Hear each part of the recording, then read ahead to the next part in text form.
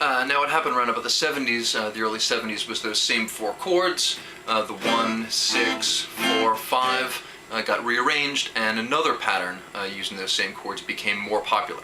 You've probably all seen that amazing viral video where that Australian band, Axis of Awesome, plays the medley of 50 songs that are all the same chords.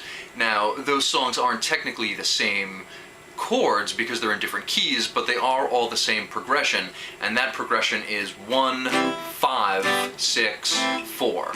Now that's your classic power ballad progression, and everything from Let It Be, when find myself in times of trouble, Mother Mary comes to me, which is in C, to Don't Stop Believin', just a small town girl, living in a lonely world, which is in E, to With or Without You.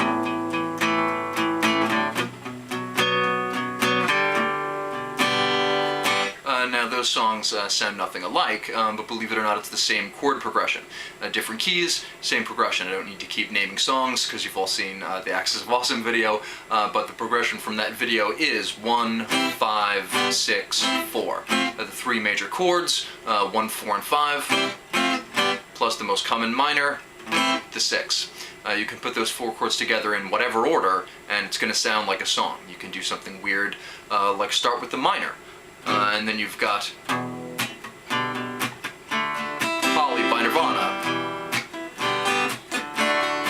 which is 6, 1, 5, 4. Hard to believe, obviously. Polly sounds nothing like Don't Stop Believin', but it's the same chords in a different order. Don't Stop Believing is 1, 5, 6, 4, and Polly is 6, 1, 5, 4. Okay, so the reason that your 6 is your go-to minor, your most common minor, is that it's what's called the relative minor of your root, the 1 chord. In other words, it's the minor scale that would be identical to the major scale of the root. The key of C major and the key of A minor are cosmically the same thing.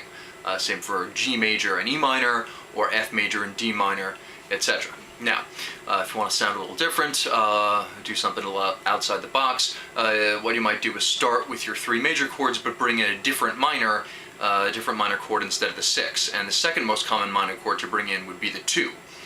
So let's say you go 1, 5, 2, 4. Same as the power ballad progression everyone uses from that viral video, but with the 2 minor in place of the 6 minor. Do that, and you've got Just Like Heaven by The Cure. Show me how you do that trick. One that makes me scream, she said.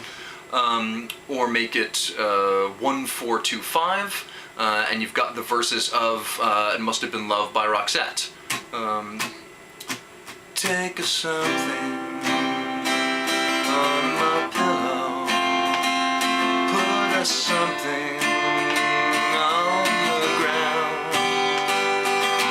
ground. Then for the chorus of that song, they bring the 6 back in, and they have the 2 and the 6 in a row. So the chorus is 1, 4, 2, 6, 5. Must have been 1, but it's only 4.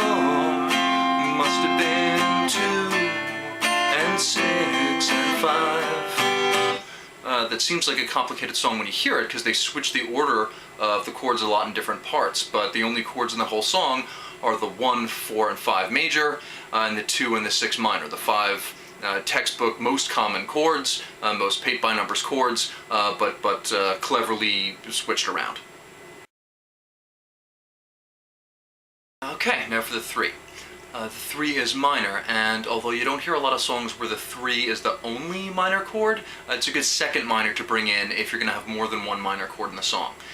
For example, In the Flesh by Blondie is 1, 4, 5, 3, 2, 5. Darling, darling, darling, the 4 and the 5, the 3 ain't enough.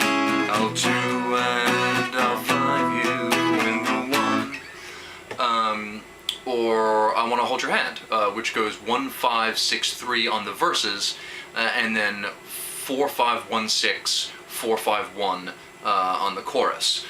So oh yeah, 1 and 5 6 and 3 and 1 and 5 6 and 3 4 and 5 and 1 and 6 4 5 and 1.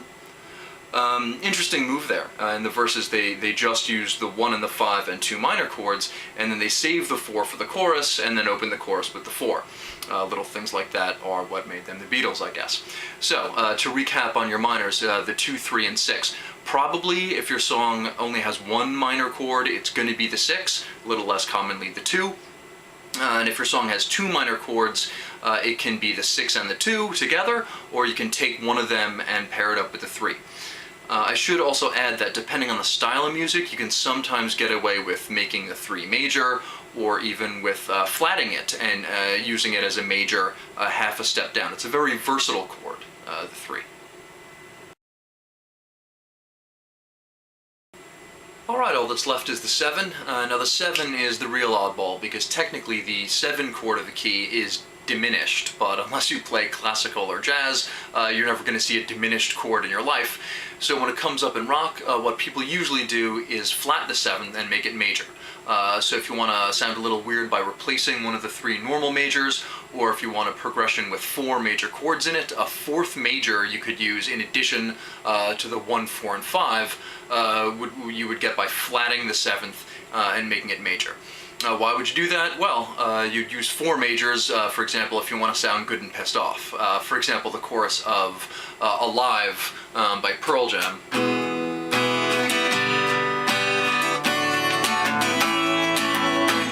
Is 5, 7 flat major, 4, and 1, or E, G, D, A, all major, even though the song's in A. Now remember, when I say flat it, when I say flat that chord, that doesn't mean that the chord you end up with will necessarily be called something flat, because if the 7 would normally be sharp in that key, then flatting it just makes it natural. Normally, in the key of A, the 7th chord would be G sharp diminished, so by flatting it and making it major, you just end up with a normal G chord. Can you get away with leaving the 7 where it is and making it minor instead of diminished? Yeah, sometimes. Like the 3, the 7 is not sure where it fits in, and that's why the 3 and 7 are not exactly your starter chords, but the same thing that makes the 3 and the 7 oddballs is also what makes them versatile. So if you run into a problem and there's no obvious way to solve it with a chord progression, then there's a good chance it can be solved by fudging around with the 3 or fudging around with the 7. That's the end of this video about how to get started writing rock songs. Obviously, rules in music are made to be broken. There are plenty of songs that don't follow the rules in here, but seriously, probably 90% of the songs you've ever heard on the radio are variations of the stuff I've been talking about in here. Different genres have their own little things they do. For example, grunge rock used a lot of 5th chords and suspended chords instead of just majors and minors. That's how it gets that kind of drony feel. But stuff like that, extra little stuff like that, unique to this or that genre, you'll pick up as you get better. This should be more than enough to get started with your basic rock and roll, so have fun running.